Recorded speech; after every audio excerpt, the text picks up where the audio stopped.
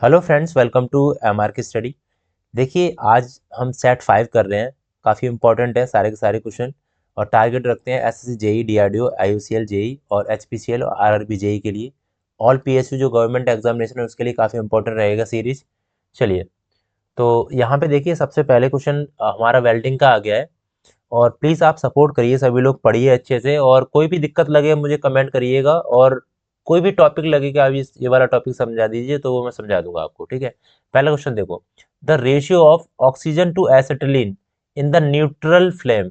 आपको सभी फ्लेम याद रखनी है, ठीक है। Oxygen to acetylene neutral flame के लिए क्या होता है, 1:1 होता है, ठीक है। 1:1 होता है। जैसे मान लो हमारे पास टाइप ऑफ फ्लेम है, कौन सी सबसे पहले है हमारी न्यूट्रल फ्लेम, दूसरी है हमारी ऑक्सीडाइजिंग फ्लेम, और तीसरी है हमारी कार्बोराइजिंग फ्लेम, ठीक है। तो न्यूट्रल फ्लेम का जो रेशियो होता है वो 1:1 होता है, ध्यान रखना। और ऑक्सीडाइजिंग फ्लेम में क्या होता है, ऑक्सीजन हमारी ज़्यादा होती है और एसिटिलीन कम होती है, ठीक है। रिड्यूसिंग फ्लेम में क्या होता है, एसिटिलीन ज़्यादा होगी, ऑक्सीजन कम होगा, ठीक है। इस तरीके से होगा रिड्यूसिंग फ्लेम। यहाँ पे क्या है, कंप्लीट कंबस्शन होता है। और यहाँ पे सबसे ज़्यादा एक क्वेश्चन आता है, वो टेम्परेचर होता है, वो 3200 डिग्री सेल्सियस होता है, ये ध्यान रखना सबसे ज़्यादा, ठीक है। यहाँ पे टेम्परेचर जो होता है वो 3300 लेके 3400, और यहाँ पे 3000 से लेके 3400, ठीक है। बस ये टेम्परेचर याद रखना। ये जो होती है वेल्डिंग वो माइल्ड स्टील के लिए होती है, और ये कास्ट आयरन के लिए और स्टेनलेस स्टील के लिए, ठीक है, न्यूट्रल फ्लेम के कंडीशन में। ये ब्रास, ब्रॉन्ज और कॉपर के लिए होती है, कौन सी, ऑक्सीडाइजिंग फ्लेम। और हाई कार्बन स्टील और एल्यूमिनियम और हार्ड फेसिंग के लिए, हार्ड सरफेस फेसिंग है, उनके लिए हमारे यूज करते हैं क्या, कार्बोराइजिंग फ्लेम, ठीक है, याद रखना। और मोस्ट वाइडली यूज होती है ये वाली, कौन सी, न्यूट्रल फ्लेम। और suitable, not suitable for steel, steel के लिए यूज नहीं करते हैं ये, ठीक है, ये ध्यान रखना। और ideal for high carbon steel, high high carbon steel के लिए ये यूज करते हैं। तो इंपॉर्टेंट पॉइंट है वो मैंने सारे आपको बता दिए हैं। अब आगे देखते हैं, इलेक्ट्रोड यूज टीआईजी। टीआईजी में इलेक्ट्रोड यूज होता है, वो किसका होता है, टंगस्टन का होता है, ठीक है। टंगस्टन इनर्ट गैस वेल्डिंग बोलते हैं टीआईजी को, टंगस्टन इनर्ट गैस वेल्डिंग, जीटीएडब्ल्यू बोलते हैं इसको शॉर्ट फॉर्म में, ठीक है। गैस टंगस्टन आर्क वेल्डिंग, ठीक है। तो हमारा जो है ना, वो क्या बोलते हैं, टीआईजी फुल फॉर्म में क्या होता है, नॉन कंज्यूमेबल इलेक्ट्रोड होता है। नॉन कंज्यूमेबल इलेक्ट्रोड का मतलब होता है घिसता नहीं है ये, ठीक है।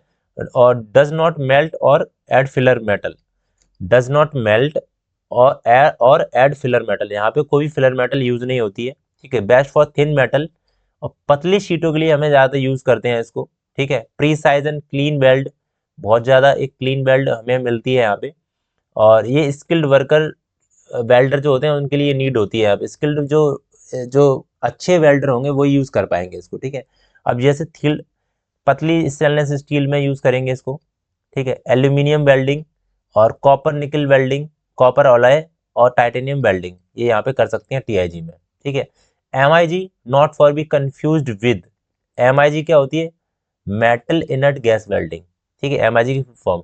यहाँ पे कंज्यूमेबल वायर यूज होता है, ठीक है। वायर होता है, पतला सा तार होता है, ठीक है, वो कंज्यूमेबल वायर होता है। और सील्डेड गैस भी होती है। सील्डेड गैस हमारी कौन कौन सी होती है, आर्गन और प्लस हीलियम, ठीक है, आर्गन और हीलियम यूज करी जाती हैं। कंज्यूमेबल वायर यूज करा जाता है, यहाँ पे सील्डेड गैस यूज करी जाती है, वेस्ट वेरी फास्ट प्रोसेस होता है, ठीक है। ये सारी चीजें होगी। चलो, थर्मिट वेल्डिंग, थर्मिट वेल्डिंग में एल्यूमिनियम और आयरन ऑक्साइड, हमेशा कन्फ्यूजन क्या होती है पता है, दो रेशियो होते हैं यहाँ पे, एक तो होता है 1:3, एक होता है 3:1। कभी कभी, अब इनमें कन्फ्यूजन क्या होगी, तो हम ध्यान रखना, आयरन हम कैसे याद रखेंगे, रेल की पटरी है हमारी, रेल की पटरी, ठीक है, रेल की पटरी है। तो यहाँ पे हमारी वेल्डिंग होती है, हमें पता है कि यहाँ पे इस तरीके से वेल्डिंग हो रही है, तो रेल की पटरी किसकी बनी होती है, आयरन की, ठीक है। तो आयरन का रेशियो होगा वो 3 होगा, और एल्यूमिनियम का, आयरन होगा Fe, और एल्यूमिनियम होगा, ये होगा 1, ऐसे याद रखना, आयरन का रेशियो 3। तो अब यहाँ पे देखते हैं, थर्मिट वेल्डिंग की डेफिनेशन क्या होगी, एक्सोथर्मिक प्रोसेस होता है, इसमें एक्सोथर्मिक प्रोसेस होता है। और इसका जो एल्यूमिनियम एल्यूमिनियम जो होगा वो 1:3 होगा, ठीक है, 1:3 होगा, ये याद रखना इसमें। और एल्यूमिनियम ऑक्साइड और आयरन ऑक्साइड यूज करते हैं। थर्मिट वेल्डिंग प्रोसेस में स्टेप क्या होते हैं, जॉइंट प्रिपरेशन होता है, मोल्डिंग होती है, चार्जिंग होती है, इग्निशन होता है, और रेलवे ट्रैक में इसके सबसे ज़्यादा यूज़ करा जाता है। कभी देखा होगा रेलवे वेल्डिंग होती है, यही वाली वेल्डिंग होती है। ठीक है, इसका जो टेम्परेचर होता है 2500 से 3000 डिग्री सेल्सियस होता है। ठीक है, चलिए क्वेश्चन नंबर 4 देखेंगे। The phenomena of weld decay, weld decay occurs. Phenomena of weld decay क्या होता है, किस में होगा, स्टेनलेस स्टील में।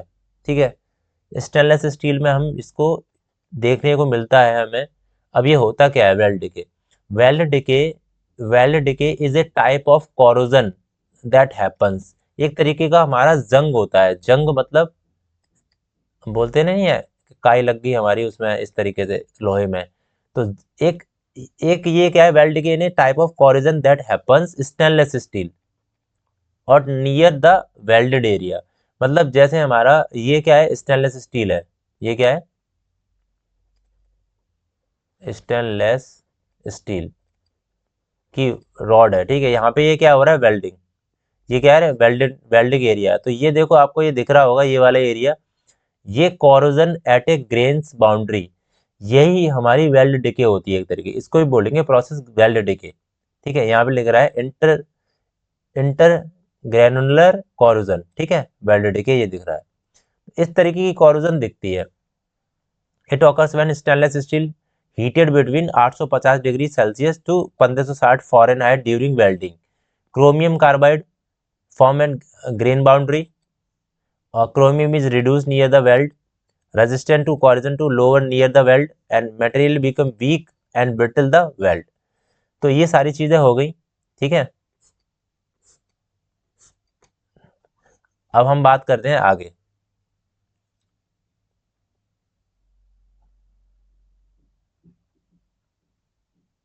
देखो एक चीज और है इसमें ना, जैसे वेल्ड डिके को हम यहाँ पे कम करेंगे, मतलब एक तरीके की कोरिजन होता है, वेल्ड डिके का ही मतलब कोरिजन हो गया। इसको हम इसमें क्रोमियम मिलाते हैं। ठीक है, क्रोमियम मिलाते हैं इसमें, तब इसको हम बचा सकते हैं वेल्ड डिके की प्रोसेस से, याद रखना। चलिए क्वेश्चन नंबर 5 देखिए।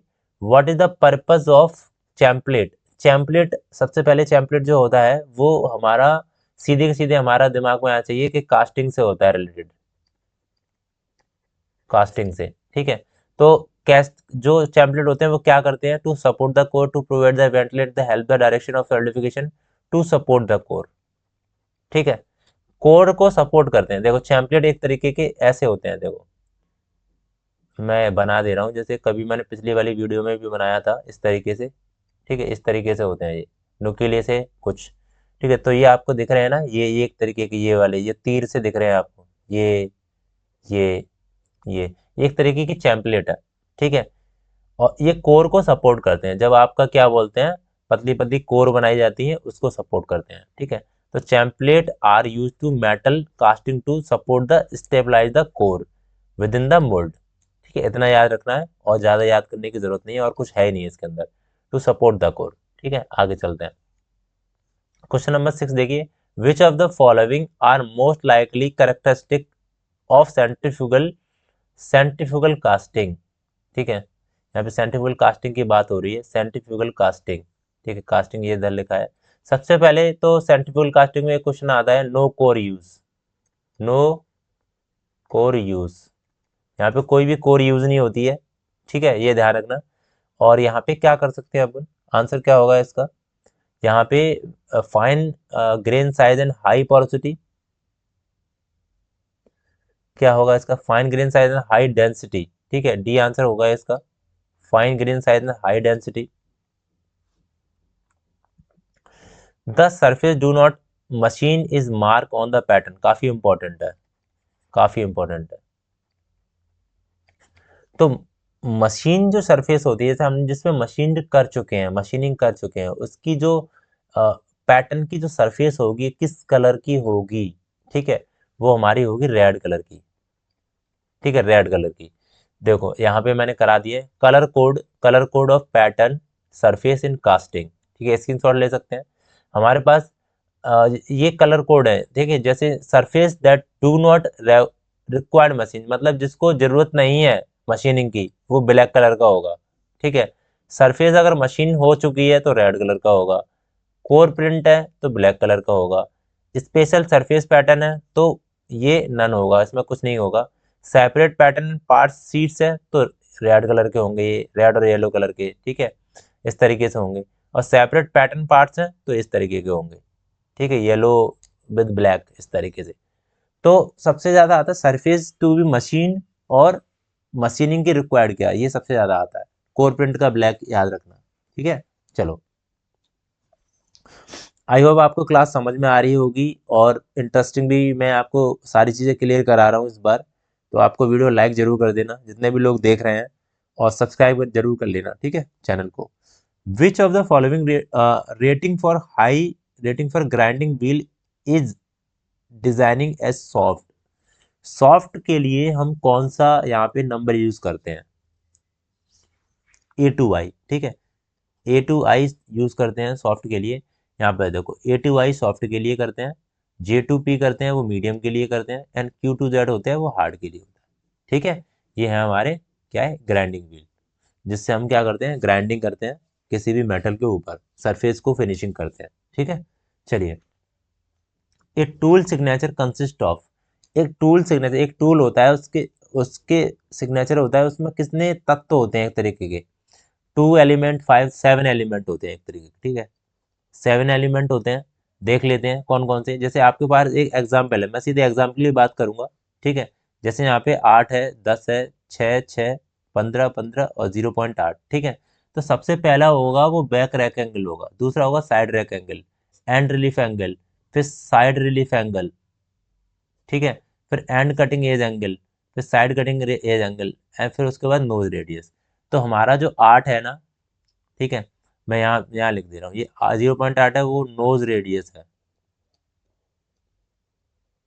ठीक है। अभी पूछा जाए कि इसमें से, जैसे इसमें तो वैल्यू अलग अलग दे रखी है, यहाँ पे 6 6 दे रखे हैं, इसमें से 10 क्या है, ऐसे बोल दिया 10 क्या है इसमें से, 10 नंबर किस, इसमें से साइड रैक एंगल कौन सा है, इस तरह के पूछ लिया है, तो साइड रैक एंगल हमारा 10 है। ये क्या है, साइड रैक एंगल, ठीक है। और ये 15 15 6 6 में से तो नहीं बता पाएंगे क्योंकि ये सेम ही सेम है, बट लेकिन सेम नहीं आते कभी भी, ये एग्जाम्पल कुछ अलग टाइप का ले रखा है, ठीक है। बाकी तो सारी चीज़ें इसमें लिखी हुई हैं, back rank angle, side rack angle क्या होता है, ठीक है, ये सारी चीज़ें लिखी हैं। तो आगे देखते हैं। ए cylindrical work pieces of diameter 20 mm and rotating 300 rpm, 300 rpm have a cutting speed of. तो चलो इसको देखते हैं भाई। हमारे पास क्या है, डायमीटर है हमारे पास, डायमीटर जो है वो हमारे पास कितना है, 20 mm। इसको करते हैं, ठीक है, और रोटेटिंग 300 rpm। तो एन जो है ना, स्पीड हमारी 300 rpm है, ठीक है। अब v इजकल टू क्या होता है हमारे पास, v is equal to pi D N upon 1000, ठीक है, यही तो होता है। अब यहाँ पे हम करेंगे, ये ये यहाँ से बराबर करके निकाल रहा हूँ मैं, ठीक है। पाई डी कितना है हमारा 20, और एन कितना है 300 अपॉन 1000, ठीक है। 2 जीरो से 2 जीरो काट दो, 1 जीरो से 1 जीरो कट गया, तो हमारा कितना बचेगा, 6 पाई। तो हमारा 6 पाई आंसर आ जाएगा, ठीक है। तो हमारा फॉर्मूला याद रखना, पाई डी अपॉन 1000। चलिए, अब क्वेश्चन ऑफ द डे, इसका आंसर आपको कमेंट बॉक्स में बताना है कि क्या होगा। Following is not a characteristic of powder metallurgy. Powder metallurgy का लक्षण नहीं है इसमें से। पहला देखिए कौन सा है, complex shape can be produce, ठीक है। उसके बाद क्या है, bimetallic and limited parts can be made, cost effectiveness, low production rate due to complex shape. इसका आंसर सही क्या होगा, ठीक है, मेटलर्जी का लक्षण नहीं है। बाकी क्लास कैसी लगी आपको सभी को बताना है। बाकी ऑल इन वन कोर्स है मेरा, आप देख सकते हैं उसमें, मैकेनिकल के उसमें जाके, ठीक है, प्ले स्टोर में जाके देख सकते हैं। बाकी मेरा जो पेज है इंस्टाग्राम पर भी है, एमआरके स्टडी के नाम से, ठीक है, सर्च कर लेना। और व्हाट्सअप ग्रुप भी है मेरा, वो ज्वाइन कर सकते हैं। और यहाँ पे टेलीग्राम ग्रुप भी है मेरा, एमआरके स्टडी, जो कि आपकी सारी की सारी लिंक है वो डिस्क्रिप्शन बॉक्स में मिल जाएंगी, ज्वाइन कर लेना। और प्लीज़ सब्सक्राइब जरूर करके जाना, ठीक है। और क्लास कैसी लगी मुझे ज़रूर बताना। Thank you for watching this video.